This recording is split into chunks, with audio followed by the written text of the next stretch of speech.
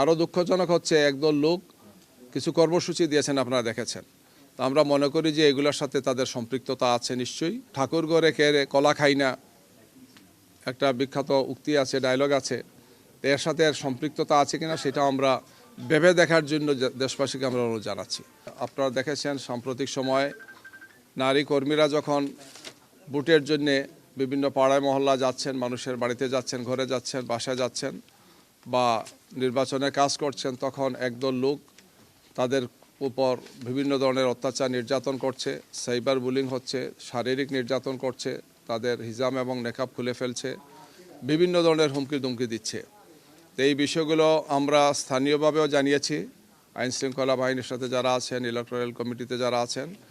এর সাথে সাথে আমরা যেহেতু রিপিটেডলি ঘটনাগুলো ঘটছে এবং এর কারণে বাংলাদেশের নারী সমাজ খুব উদ্বিগ্ন, উৎকণ্ঠিত।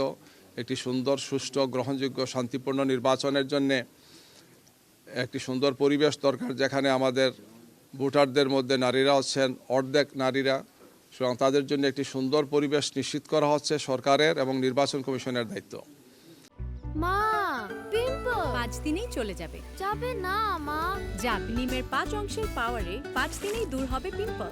হিমালয়া পিউরিফাইং নিম ফেস ওয়াশ। এবং একই সাথে আপনারা জানেন যে গতকালকে আমাদের সম্মানিত আমিরে জামাতের টুইটার অ্যাকাউন্ট এক্স সেটা হ্যাক করেছে একদল দুষ্কৃতিকারী। আমরা তাৎক্ষণিকভাবে এটা যখন বুঝতে পেরেছি, তখন প্রয়োজনীয় পদক্ষেপগুলো আমরা গ্রহণ করেছি এবং এই বিষয়ে আমাদের বক্তব্য আজকে আমরা সকালবেলা আমাদের অফিসে তাৎক্ষণিকভাবে সাংবাদিকদের সামনে সেটা বলেছি। রাত্রি আমরা জিডি করেছি থানায় এবং এখন আমাদের পক্ষ থেকে, আমাদের সাইবার টিমের পক্ষ থেকে আমরা সাইবার সিকিউরিটি আইনে মামলা করার জন্য আমরা প্রস্তুতি নিয়ে অলরেডি সে সমস্ত কাগজপত্র আমরা অনলাইনে জমা দিয়েছি, ফিজিক্যালি আমরা গিয়ে সেখানে জমা দেব। এই ধরনের কার্যক্রম খুবই ঘৃণিত এবং ধিক্কারজনক কার্যক্রম।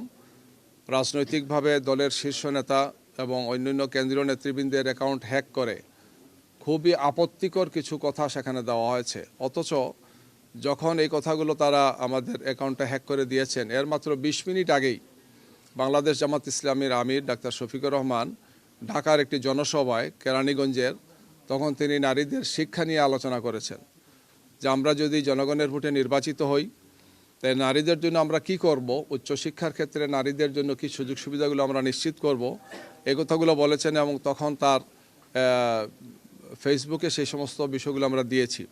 তার 20 মিনিটের মাথায় এই কাজটি করা হয়েছে এবং যে বা যারা জড়িত এদেরকে খোঁজ নিয়ে আইনের আওতায় আনা, আইনের মুখোমুখি করা এবং বিচারের মুখোমুখি করা হচ্ছে সরকারের দায়িত্ব। নির্বাচন কমিশন এক্ষেত্রে ভূমিকা পালন করবেন, আইন শৃঙ্খলা বাহিনীর দায়িত্ব।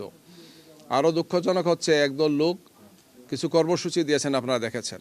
তো আমরা মনে করি যে এগুলোর সাথে তাদের সম্পৃক্ততা আছে নিশ্চয়ই। তো এই ধরনের ঘৃণিত কাজ কোনো দলই করবে না, এটা আমাদের প্রত্যাশা। আমরা নির্বাচনকে সুন্দর, শান্তিপূর্ণ, গ্রহণযোগ্য একটি নির্বাচন আমরা আশা করি। প্রতিযোগিতা থাকবে, প্রতিদ্বন্দ্বিতা থাকবে, কিন্তু এই ধরনের ঘৃণ্য তৎপরতা বন্ধ হবে, এটা আমাদের প্রত্যাশা। তো এ পর্যায়ে আপনি কি বলতেন যে একটা দল মানে একদল লোক বলছেন, এরা কারা আসলে?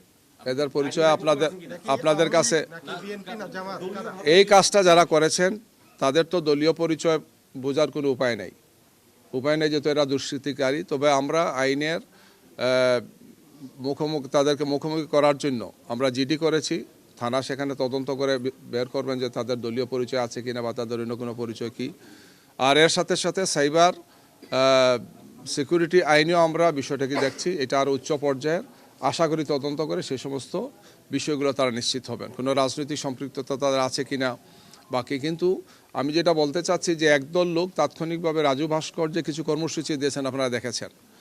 তো এই জন্য মনে হচ্ছে যে ঠাকুর ঘরে কেড়ে কলা খাই না, একটা বিখ্যাত উক্তি আছে, ডায়লগ আছে।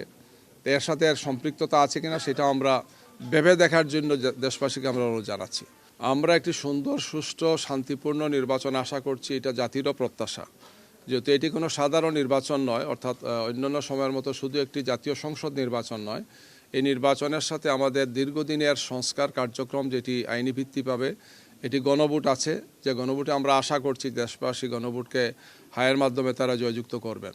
দুটো নির্বাচন একই সাথে হচ্ছে, এবং এই নির্বাচন আমাদের জন্য খুব গুরুত্বপূর্ণ, কারণ দীর্ঘ সময় ফেসিবাদ বাংলাদেশে যে ক্ষতি করেছে এই ক্ষতি থেকে বেরিয়ে আসার জন্য একটি সুষ্ঠু সুন্দর গ্রহণযোগ্য নির্বাচনটা অপরিহার্য আমরা মনে করি।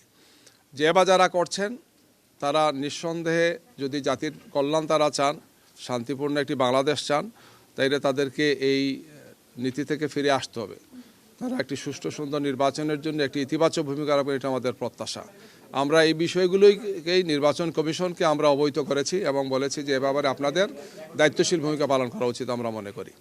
আমরা এখন আস্থা রাখতে চাই যে এ ব্যাপারে সরকার এবং নির্বাচন কমিশন দায়িত্বশীল ভূমিকা পালন করবে। জনমনে এমন কোনো বিভ্রান্তি যাতে তৈরি না হয় যে একদল লোক নির্বাচনকে ভণ্ডুল করার জন্য করার জন্য ক্ষতি করার জন্য কিছু কাজ করছেন, এমন যাতে জনমনে কোনো আশঙ্কা তৈরি না হয়।